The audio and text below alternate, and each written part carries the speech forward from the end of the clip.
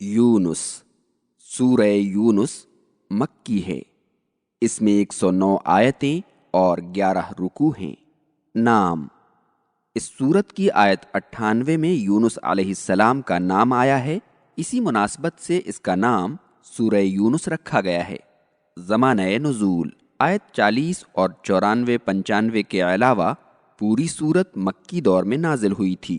عقیدہ توحید، وحی، بعث بعد الموت، کفار مکہ کا کفر و عناد اور ان قضایا سے متعلق ان کے ذہنوں میں موجود شبہات کا ازالہ، یہی وہ مرکزی مضامین ہیں جن کے گرد پوری سورت گھومتی ہے۔ بسم اللہ الرحمن الرحیم۔ الف لام را تلک آیات الکتاب الحکیم۔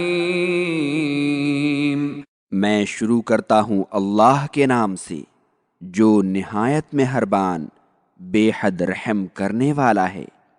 الف لام را، یہ حکمت والی کتاب یعنی قرآن کریم کی آیتیں ہیں۔ حروف مقطعات کے بارے میں سورہ بقرہ کی ابتدا میں بیان کیا جا چکا ہے کہ جمہور محدثین کے نزدیک بہتر رائے یہی ہے کہ اس کا صحیح مفہوم اللہ تعالیٰ ہی جانتا ہے۔ کتاب حکیم سے مراد قرآن کریم ہے، اور حاضی اس میں اشارہ قریب کے بجائے تلکا، اس میں اشارہ بعید کے استعمال سے مقصود قرآن کریم کی عظمت شان بیان کرنا ہے۔ قرآن کریم کی صفت حکیم اس اعتبار سے لائی گئی ہے کہ یہ وہ کتاب محکم ہے جس میں حلال و حرام اور حدود و احکام تفصیل کے ساتھ بیان کر دیے گئے ہیں، یا یہ کہ حکیم بمعنی حاکم ہے اس لیے کہ قرآن لوگوں کے درمیان فیصلہ کرتا ہے، یا حکیم بمعنی محکوم فی ہے اس لیے کہ اللہ نے اس میں پورے عدل و انصاف کے ساتھ تمام امور میں فیصلے صادر فرمائے ہیں۔ اکان للناس عجبا ان اوحینا الى رجل منهم ان انذر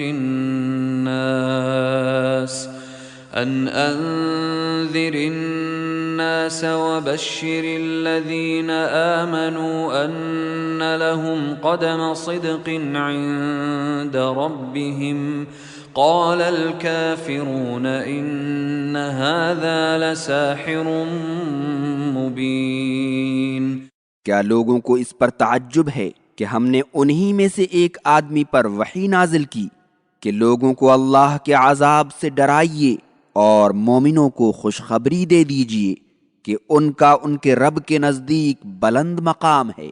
کافروں نے کہا کہ یہ تو کھلا جادوگر ہے۔ مشرکین مکہ اس بات پر حیرت کرتے تھے کہ انہی جیسا ایک آدمی ان کی رہنمائی کے لیے بھیجا گیا ہے۔ اللہ تعالیٰ نے ان کی اس حیرت پر نکیر کی ہے کہ اس میں کوئی تعجب کی بات نہیں، بلکہ اگر وہ رسول فرشتہ یا جن ہوتا تو حیرت کی بات تھی، اس لیے کہ بنی نوع انسان یا تو اسے دیکھ نہیں پاتے، یا اگر دیکھ پاتے تو اس سے مانوس نہیں ہوتے، کیونکہ انسان اپنے ہی جیسے جسد خاکی رکھنے والے انسان کے ساتھ مانوس ہوتا ہے۔ اس لیے نبی کریم صلی اللہ علیہ وسلم کا مبعوث ہونا فطرت اور عقل کے تقاضے کے مطابق تھا، اور جب مبعوث ہوئے تو اللہ تعالیٰ نے آپ صلی اللہ علیہ وسلم کو بذریعہ وحی حکم دیا کہ آپ لوگوں کو آخرت کے دن کے عذاب سے ڈرائیں اور مومنوں کو خوشخبری دیں کہ اللہ تعالیٰ قیامت کے دن ان کے ایمان اور عمل صالح کا اچھا سے اچھا بدلہ دے گا، اور شافع محشر محمد صلی اللہ علیہ وسلم ان کے لیے شفاعت فرمائیں گے۔ لیکن کفار قریش نے آپ کی دعوت کو قبول نہیں کیا، اور جب ان سے کچھ نہ بن پڑا تو کہنے لگے کہ یہ آدمی تو صریح جادوگر ہے، اور یہ قرآن کھلا جادو ہے جو انسانوں کو مسحور کر دیتا ہے، یہ آسمان سے نازل شدہ اللہ کی کوئی کتاب نہیں ہے۔ ان ربکم اللہ الذی خلق السماوات والارض فی 6 ایام ثم استوى على العرش يدبر الامر ما من شفیع الا من بعد اذنه ذلكم اللہ ربکم فاعبدوه افلا تذکرون۔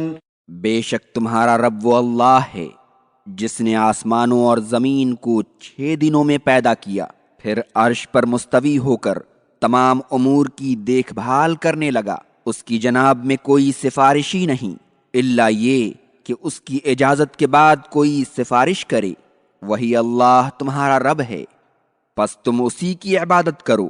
کیا تم ان باتوں سے نصیحت حاصل نہیں کرتے ہو؟ مشرکین قریش کے تعجب کی تردید ہے کہ جو ذات باری تعالیٰ ایسی عظیم ترین قدرتوں کا مالک ہو جن کے تصور و ادراک سے عقلیں عاجز ہوں، کیا وہ اس پر قادر نہیں کہ بنی نوع انسان کی رہنمائی کے لیے انہی میں سے ایک رسول بھیج دے؟ اس آیت کی تفسیر ثم استوی علی العرش تک سورہ اعراف آیت 54 میں گزر چکی ہے۔ امام بخاری رحمۃ اللہ علیہ نے اپنی کتاب الصحیح میں استوی علی العرش کے مسئلے میں جہمیہ پر رد کرتے ہوئے لکھا ہے کہ استوا کا معنی ابو العالیہ نے ارتفاع اور مجاہد نے اعلیٰ کیا ہے، یعنی استوا کی بغیر کوئی مثال اور بغیر کوئی کیفیت بیان کیے ہوئے۔ اس کے بعد لکھا ہے کہ عرش وہ جسم ہے جو تمام کائنات کو محیط ہے اور تمام مخلوقات سے عظیم تر ہے۔ اللہ تعالیٰ آسمانوں اور زمین اور ان کے درمیان کی تمام مخلوقات کی دیکھ بھال کرتا ہے، ان کے لیے اپنے اوامر صادر فرماتا ہے اور اپنی معلوم حکمتوں کے مطابق ان میں تصرف کرتا ہے۔ اس کی جناب میں کوئی سفارشی نہیں الا یہ کہ اس کی اجازت کے بعد کوئی سفارش کرے۔ مشرکین مکہ کے معروف عقیدہ باطلہ کی تردید ہے کہ ان کے اصنام اللہ کے یہاں ان کے سفارشی بنیں گے۔ اللہ تعالیٰ نے دوسری جگہ فرمایا ہے من ذا الذی یشفع عندہ الا باذنہ، کہ اس کی اجازت کے بغیر کون اس کی جناب میں سفارش کر سکتا ہے۔ شوکانی لکھتے ہیں کہ آیت کا یہ حصہ اس بات کی بھی دلیل ہے کہ تنہا اللہ کی ذات تمام امور دو جہاں کا مختار کامل ہے۔ آسمانوں اور زمین میں ایک پتا بھی اس کی مرضی کے بغیر حرکت نہیں کر سکتا۔ وہی ذات واحد جو مذکورہ قدرتوں کا مالک ہے، وہی اللہ ہے اور وہی تمہارا رب ہے، اس لیے تم لوگ اسی کی عبادت کرو اور ان بے جان بتوں، پتھروں، درختوں اور جمادات کی عبادت نہ کرو جو نہ سنتے ہیں، نہ دیکھتے ہیں اور نہ نفع پہنچا سکتے ہیں، نہ نقصان۔